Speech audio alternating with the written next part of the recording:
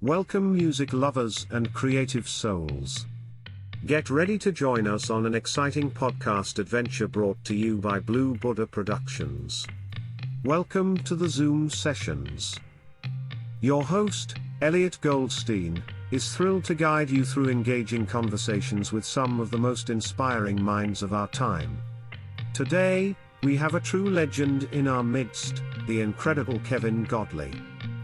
But before we jump in, I want to express my heartfelt gratitude to each and every one of you, our devoted listeners.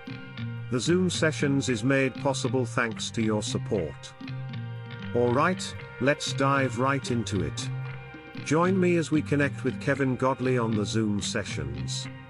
We'll explore his creative mind, uncover the stories behind his unforgettable creations, and get a glimpse into his extraordinary journey. Get ready to be inspired, entertained, and feel like you're chatting with old friends. So, kick back, relax, and let the magic of the Zoom sessions begin. If you feel inspired to support us and help us create more transformative experiences for you to enjoy, we invite you to donate through our PayPal account at eliot.bluebuddhaproductions@gmail.com. Remember, Eliot has one L and one T. Your support truly matters, as it allows us to push the boundaries of creativity and continue this incredible journey together. Perfect. Okay. So, welcome. I'm Eliot. How do you do? Nice to see you. Nice to see you. And just an FYI, I own everything you've ever recorded. I have Consequences box sets put away. I have everything hidden away. You're hidden away. you're an idol of mine for a long time, and I'm so honored to be able to speak to you today. That's very kind of you. Thank you. Sure. You're an owner of Consequences. You're probably one of the 4 people who bought it then. Well, actually, I remember when it came out, and I picked it up, and it was very bizarre at the time. It was very, it was a hard one. Sure was. Yeah, it was a hard one, but over the course of years, it kind of caught on, and I understand that the Gizmotron is being worked on again. That's right. I mean, the problem with the original Gizmotron was that it was both ahead of its time and well behind its time. Right. At the same time. It was a good sort of mechanical idea, but the materials used to actually vibrate the strings weren't very robust. Right. And they were vulnerable essentially to all sorts of things. So, and it was in an age of the first synthesizers, which were much easier to operate and more modern looking. Yeah, sure. So our rather Da Vinci experiment failed in that commercial way. Yeah. But yes, it's sort of been rediscovered as a kind of cult device, which is kind of cool. And before we actually get started, how you've avoided the States. You didn't you never really toured the States, did you? Well, we not as Godley and Creme. No. We never toured anywhere as Godley and Creme, actually.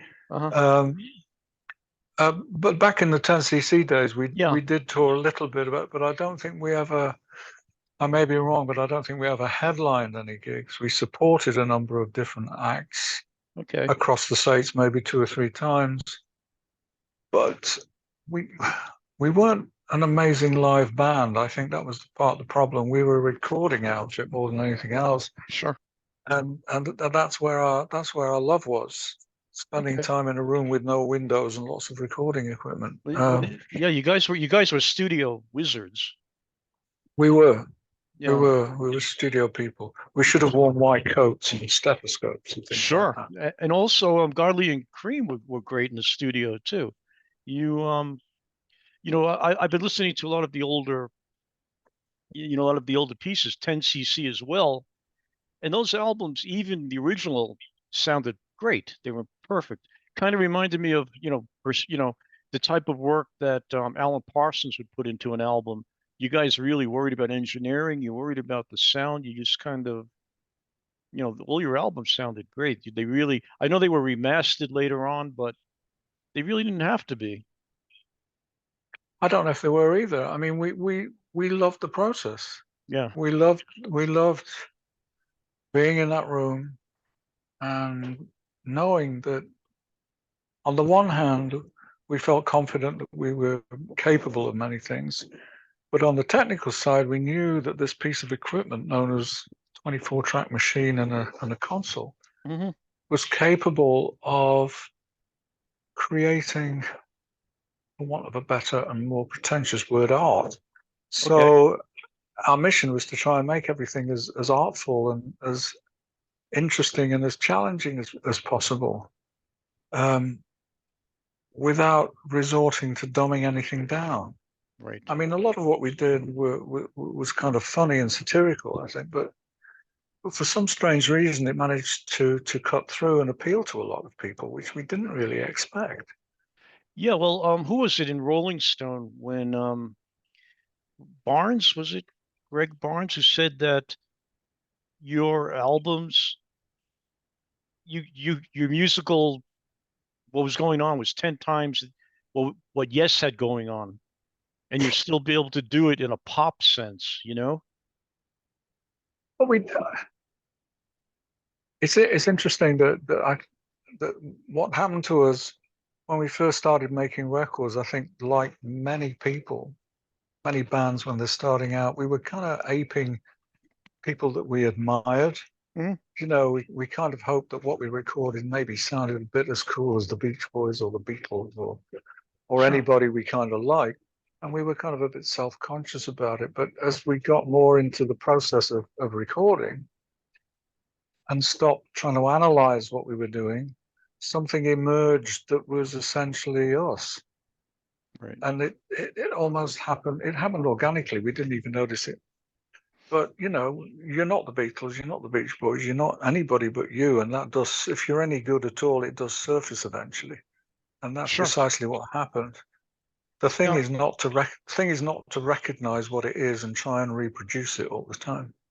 Yeah, because what Ken Barnes said was there's more going on than in 10 Yes albums, and you still accessible as pop music, which is which is pretty great. Now, I was a big Frank Zappa fan.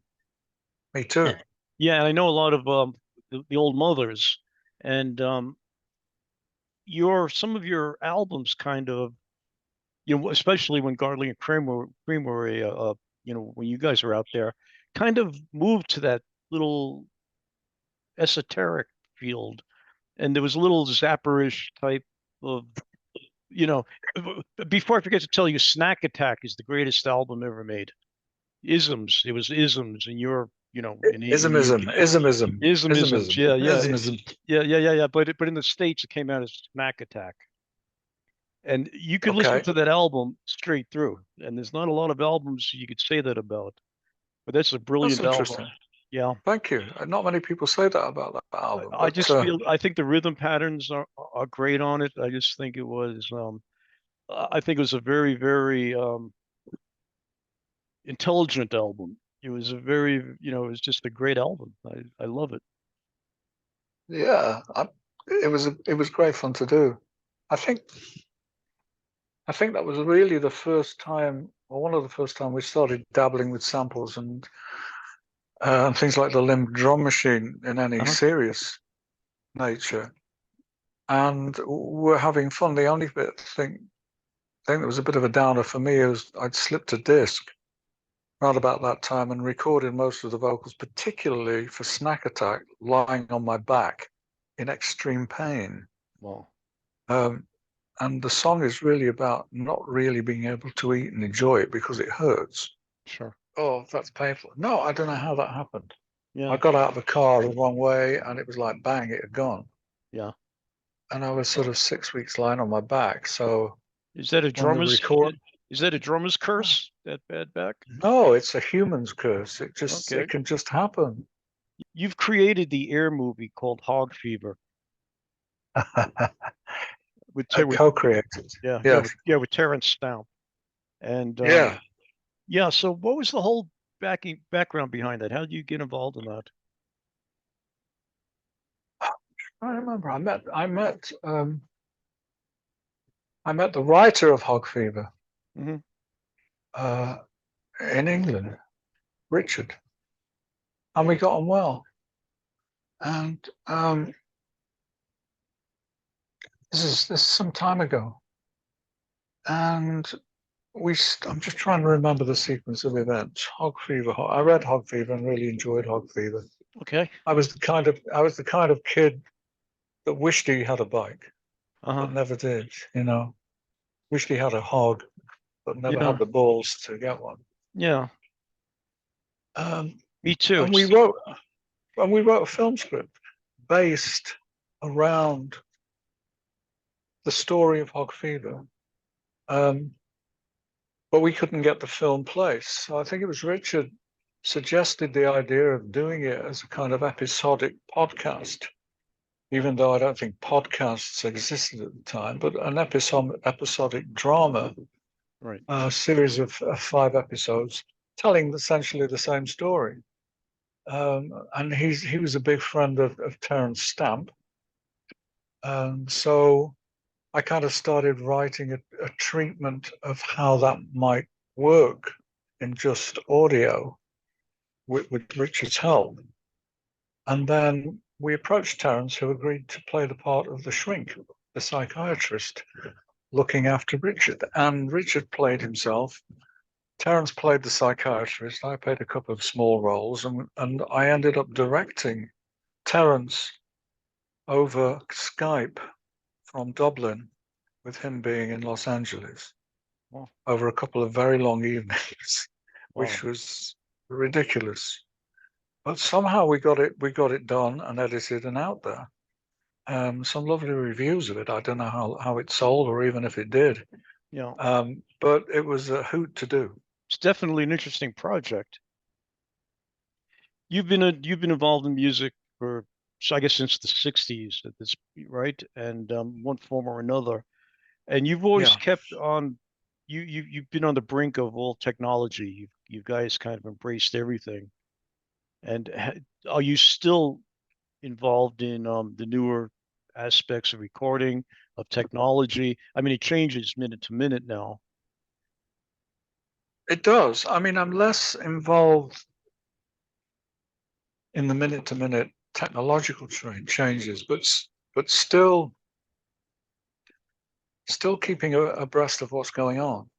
Right. And I find some of it fascinating and some of it quite terrifying simultaneously. And I haven't yet dabbled with AI in any shape or form, but I can understand why people are becoming concerned about it. Yeah. But for somebody like myself who can't play an instrument, the only instrument I can play is drums. And the solo album that I made 2 or 3 years ago, Muscle memory. Muscle Memory, Yep. I crowdsourced, for want of a better phrase, pieces of music for me to add lyrics in the top line to. So I can't play anything. So I'm wondering if AI can help me compose in a way that makes sense to a non-composer. Yeah. So I'm kind of interested in that, but what seems to be happening predictably is pieces of music are appearing all over the place that are just sort of rip-offs of existing stuff, or just people taking the piss out of what AI is or what it can do in a constructive way, and just creating garbage. I'm fascinated with AI. Oh, I am too. But I kind of worry for you guys more than anybody what's going to happen with the use of AI during 2024 election year. Yes. So, I'm sure, I don't know. It is going to be a nightmare. I mean, it's a nightmare here anyway, no matter what. It's a mess here. I know. I don't awesome. like the notion. I don't like the notion of genres. I like the notion of something that's something that works and something that's interesting. And I like it if I can't define it, probably. Okay. There are too many things out there at the moment, both products and pieces of music that are intent on defining themselves. This is R&B, this is grunge, this is grime, this is drum and bass. I don't care what label you put on it. You know, it's either works and it's great to listen to. It doesn't matter what it's called. No, but you have to have a name if you want to sell it, right? That's the trick. Yeah, The marketing trick has to have a label. They have to pigeonhole it. And I know, you know, but I'm not. That's not what drives me. no, If they want to call it something, by all means call it something. But very rarely does it fit. Does what I right. do fit any specific genre anyway? Yep.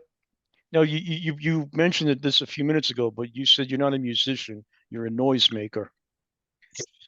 I am. And Yeah.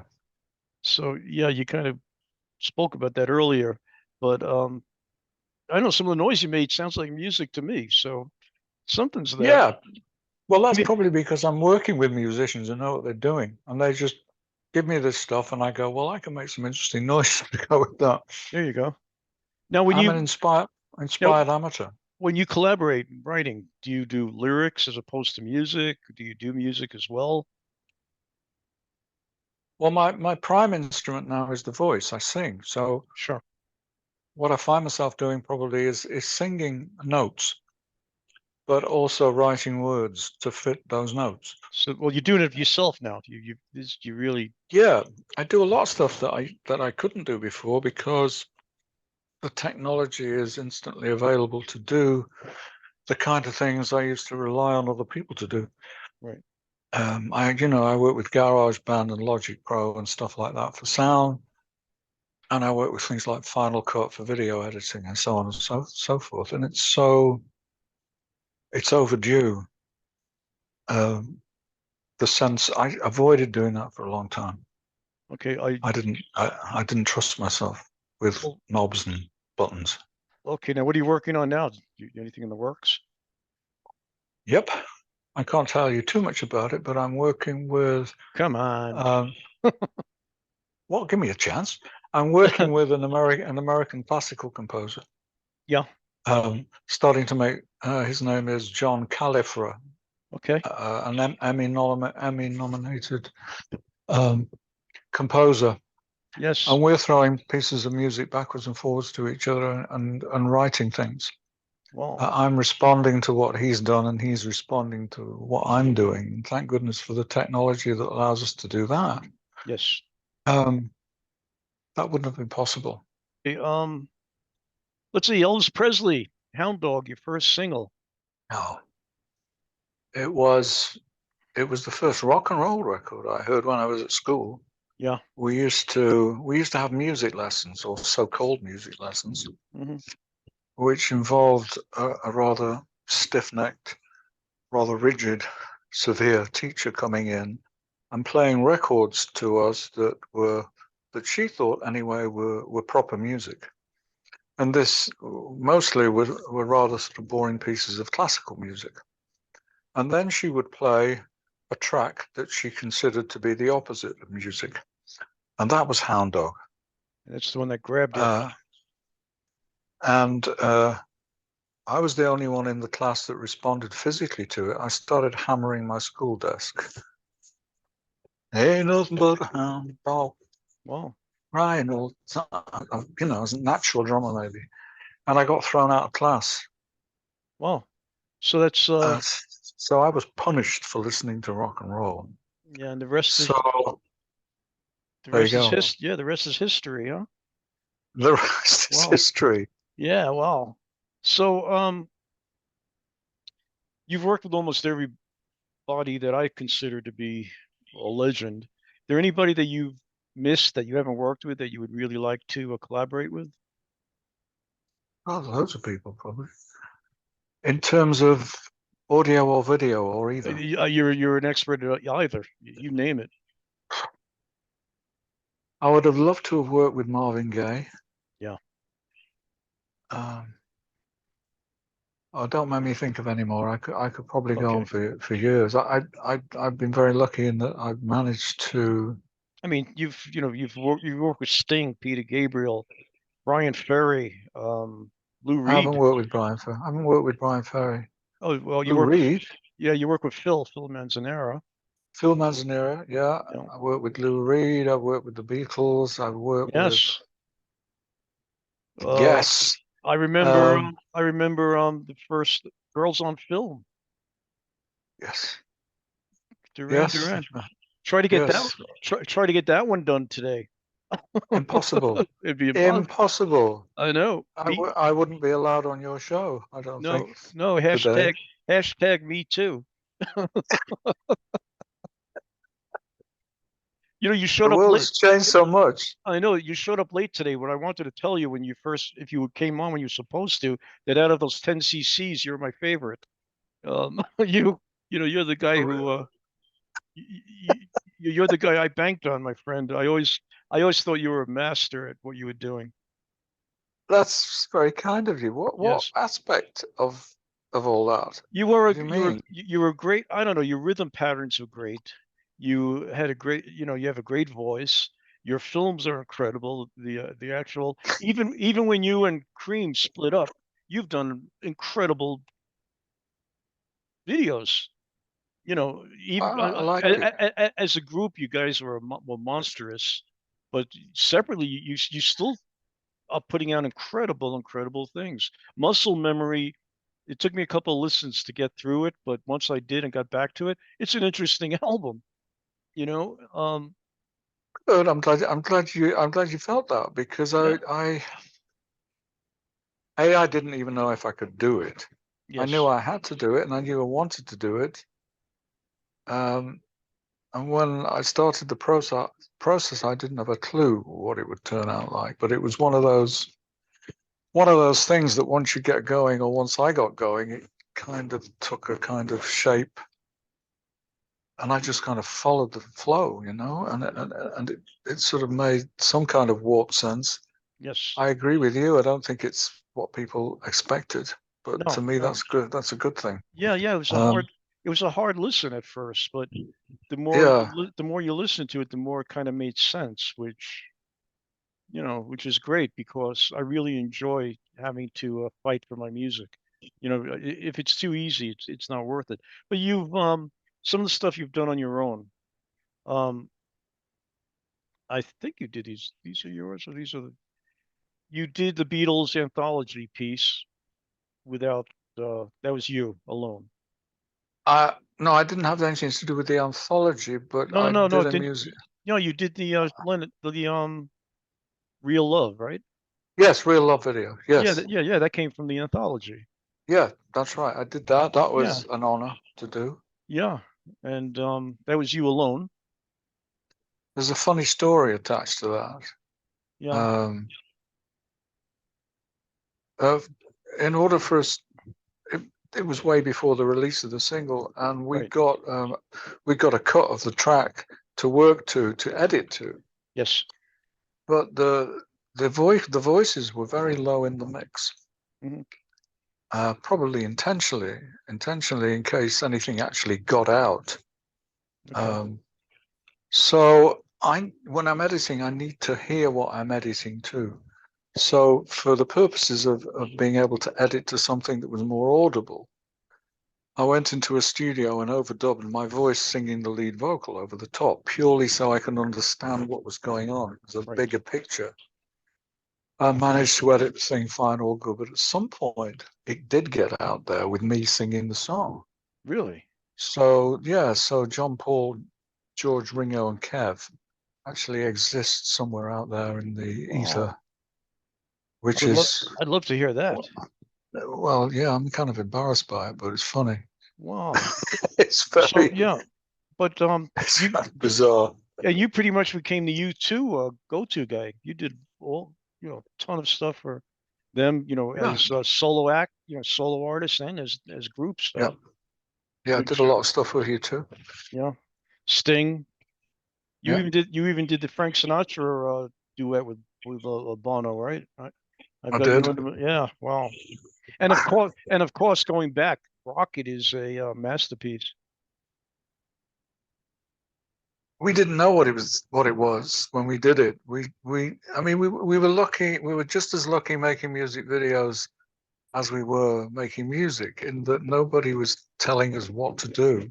Hmm. And particularly with regard to music videos, that was because nobody knew at the time what a music video should be.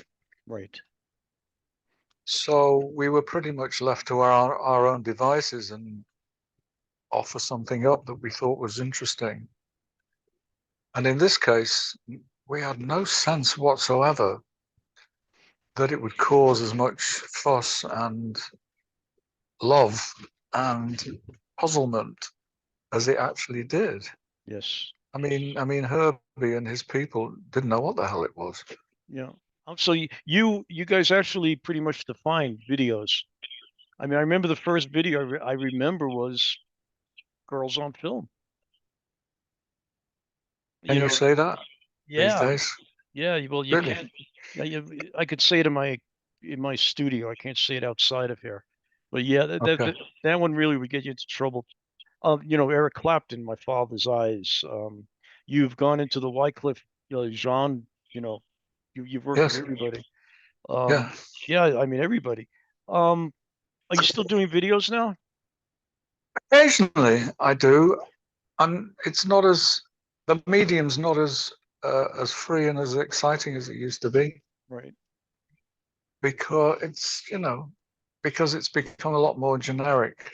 People aren't as adventurous as they used to be, And everybody's and doing them, it's and everybody's doing them in their basement. everyone's doing it in their basement or walking down the street, Yeah. and doing them very cheap too. So I work with people who I like. I've just recently done a couple for Tim Burgess of the Charlatans, Okay. because I had a couple of ideas that I thought would work, and he approached me, and it wasn't for the money, it was just for the vibe. I like doing them, you know, Sure. but In today's media, if you know how to be a good social media marketer, you don't have to be a great musician. You can actually sell more, sell your music, sell your pieces in abundance as opposed to somebody who really is a talented musician. Does that get in your way? How are you doing with social media? I'm not great on social media. I do Instagram, Hmm. but I only do Instagram if I've got something to say. I don't do Instagram habitually as many people do. They put a Okay. photo up of them turning left Yes. and then turning right in an hour's time, or looking up, and it's like, Yeah, what the fuck? I know. And there's some Instagrams that are there day after day after day. I do it when I've got something that I want to say, or something to, let people listen to or look at, So you don't have anybody And running it. You don't have anybody running an account for you or anything like that. no, I don't. I write it myself, or my wife writes it for me, and we collaborate on it. And Yeah. sometimes we put it up and there's a bloody spelling mistake, and we can't put any links to anything, which is a pain in the hole. Yeah. But it's Okay. what it is. So I'm sort of slightly invested in it. Shall we say that? Okay. Um, so you spoke about the Beatles, but you were a fan. You wound up working with the Beatles. You've experimented with you've been involved in, well, genres of music, and you kind of melded them all together because the genres meant nothing. But when you left 10cc, you left because you wanted to be getting more and more into the experimental world, more into the esoteric music field. Well, we didn't want to leave. I mean, the Right. bottom line is that the original intention was, because we'd invented this thing called the gizmotron, or Hmm. the gizmo as it was known then. We'd sort of messed around with it and applied it to two or three tracks on records even before 10cc existed. But we'd never really had the opportunity to put it through its paces at any length of time. And there was a pause between albums. So we thought, well, let's book a bit of time at Strawberry, and let's play with this thing. Let's put it through its paces and see what it can do. Hmm. And I think we spent 3 weeks doing that. And we had a ball. It was a completely different way of working. And we were getting off on what we were doing. So our original thought was, well, there was nothing desperate in the pipeline 10cc wise. So why don't we just finish this project as a solo album thing and then come back to the table as 10cc and carry it on? But the schedule wouldn't allow us to do that, apparently. What happened was, apparently we were due to make another album for the label. Right. And so we couldn't carry on the work that was thrilling us. And we wanted to. So we made a stand. We said, listen, just park everything for a little while. Sure. We're doing well. Give us a break. We'll come up with something interesting that we can bring to the table. We can learn some things that might be useful. But that wasn't to be. I don't think we were sophisticated enough to understand the notion that that was possible. It was all or nothing, It was we were the four musketeers or we weren't. Yeah, and you keep the reference to the Beatles. You had 4 great vocalists in that band. Yeah, we did. Yeah. So the idea we didn't. It wasn't an arbitrary decision to leave or to break up.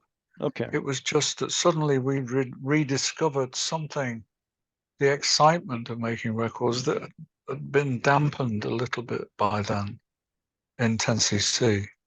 We were like sort of about to be 4 albums into our career, and something was beginning to emerge that was a bit. It was. Oh, how can I describe it? We had a meeting, as I recall, to talk about what we were going to record for the How Dare You album, which was the last album we recorded together. You guys did the instrumental. You opened the album. But the meeting was kind of like, well, we need a couple of funny songs. We need a couple of Kevin Lowell long weird ones. Mm-hmm. We need a romantic. There was kind of a planning process for what the album should be, which had never really happened before. Right. Up to this point, it had always been, we gave ourselves about 3 months to create an album, and the album was what we managed to put together within that 3 months. So now there was never a cookie cutter. No, but right.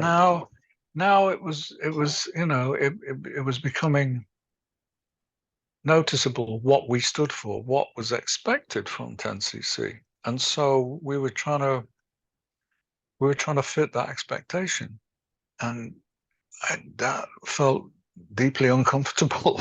Okay. We have to write one like, Ennui à Paris again. We have to do a hospital song again. It's like, sure. Speaking of one night in Paris, people talk about Bohemian Rhapsody. I think that song is heads above that one. It kind of reminds you of the same basic, format, but it's such a better tune. And how come that was? Somebody wrote to me today. If I do speak to you, how come that was never in that movie Moulin Rouge? They missed out on that one. A couple of people have told me that One Night in Paris inspired Queen to write Rhapsody. I believe it. But their record label had the balls to release it as a single, whereas ours did not. Right. And they had the balls and they had the front man to carry it off, whereas we did not. So that's fine. Okay. But it's a better, in my humble opinion, it's a better song. And do you think that's part of the problem with 10cc, that there wasn't one front man? I think it's part of the problem, but I think the fundamental problem is that we had forgotten, or we never noticed. And maybe it's because of how we felt about who we were. We never took on the mantle of having a visual element to our presentation, right, as live performance. It just didn't figure in our thinking, which was bizarre for a band that had 2 ex-art students. Yeah, plus it's pretty ironic because, you and Creme did all those videos afterwards. But the thing is, most of us, I mean, I kind of got into fashion and clothes later, but the others couldn't give a shit, or they were, you know, they kind of put over the attitude of not giving a shit. And that was an error of judgment. Because rock and roll music, or whatever you care to call it, has always, by definition, had a visual component, a strong visual component.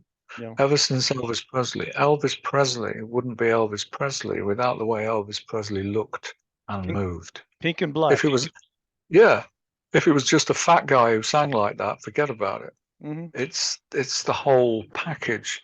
It always has been, and it always will be, to a lesser or a greater extent. But we didn't have anything. I remember we played a gig. I think it was at Liverpool University, and Queen were supporting us. Okay. They went on first with a big light show and the biggest sound system and light show we'd ever seen, and blew us off the stage before we even set foot on it. Wow. And we had an on and off switch. You know, it was that kind of thing. Right. But for some reason, we just could not get into that area of expertise. It wasn't. I mean, I would have loved to at some point, but it was not to be. Well, I saw Queen open for Mott the Hoople. They were the opening act for Mott in New York. Yeah, in New York. Yeah, and they were pretty heavy duty. They knew what they were doing. They knew they had the elements to cut through, and they cut through. They did what they were supposed to do. Right. And it was them. That's what they were. That's what they wanted to do. And Freddie was an amazing frontman. He relished it, whereas none of us relished it the way you need to in order to cut through. Well, you were the studio band. Yeah, we did our best. But if you look at us when we're on camera, it's like we don't know whether we should be smiling or looking, pouting, or what, you know, whether or laughing, or it's like, it's not, that element was not a natural component of 10cc. Studio. And then the record company gave you Gary Katz to work with, right? Another studio pro. When you reformed, when you did that 10cc reformation album. Was it Meanwhile, is it called, or something? Yeah, something like that, yeah. That was a weird one. I got shipped out to New York to sing a song. Yeah. I was asked to sing a song. Essentially, it was Eric and Graham plus session musicians. That was kind of nice to see the guys again, but there was tension there. Yeah, I could sense that there was something going on. But it was fun. Right. It was fun. It was a good song, and I enjoyed singing it. The GG06 EP is an excellent outing. You know, when you got back with Graham Gouldman, that was a great, it was a great EP. Sorry, which one? The GG06. Oh yeah, that came out of the blue. Yeah, that was great. It was unfinished business. It was like, within 10cc, Graham and I had only probably composed 2, maybe 3 songs together. Right. And so it was like, well, why don't we try and do some more? Yeah. Well, you guys grew up together? Is that the story? Pretty much. Yeah. Graham was Lol and I's mentor. We used to record demos at his house. Graham used to live with his parents, and he had an old Revox in there. We used to record demos of Godley and Creme songs then. Right. We were neighbours, and there wasn't a huge music scene in Manchester at the time. There were a lot of live clubs, a hell of a lot, maybe about sort of 6 or 7 clubs you could go to in Manchester and watch live bands, including American touring bands coming through. And some great venues. The Oasis was a great venue, a place called the Twisted Wheel, with all-nighters going on. people popping pills and sort of American blues acts playing all night. Amazing. So that was a big fan. I even have the Hot Legs album.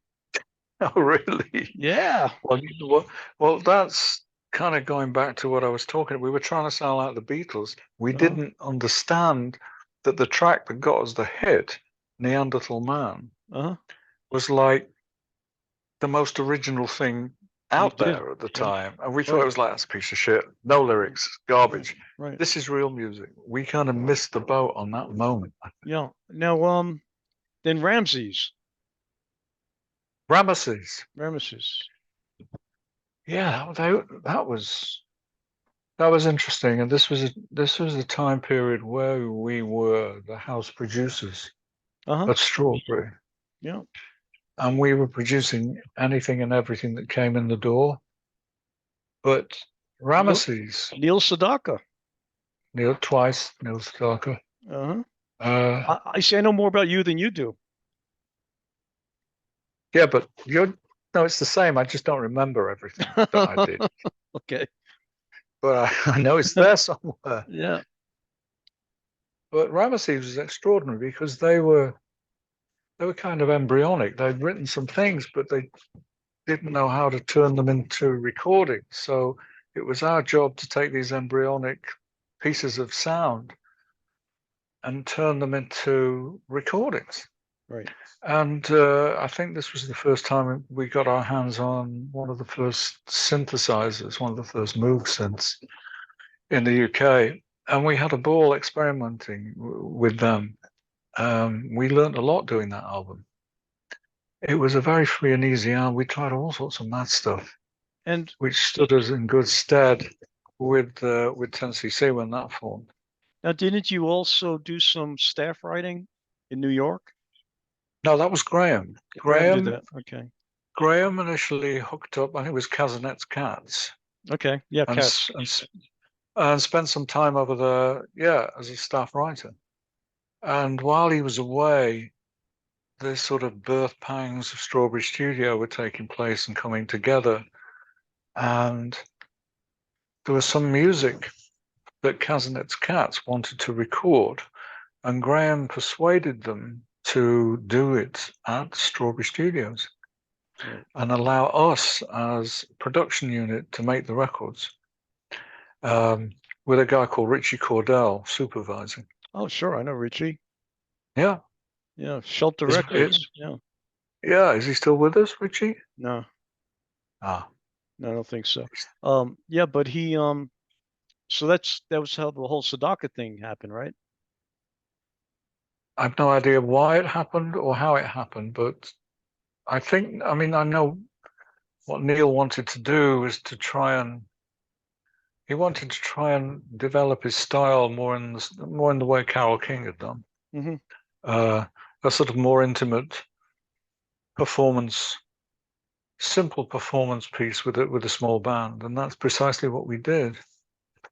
But it was a unique experience. I'd never experienced that before, because when Neil performs, that was the point then, he records the harmony vocal first while he plays the piano, and then adds the lead vocal afterwards, which is most unusual. Yes. But it was really the first time that we'd played together as a band. Essentially, we'd come out from the control room and we actually sat around and played together. And it was the genesis of 10cc, and it was Neil who suggested that we form a band, having played with us for a while. Wow. Well, it's funny how things happen. Now, was there always in 10cc, was it always a split between the writers? I know everybody wrote together, but you and Lowell kind of did more together than Stewart and Goulden? Yeah, because when we joined the band, we'd already been writing together for a while. With no real outlet for it, so we were, we had a bond, and we had a way of approaching the writing process.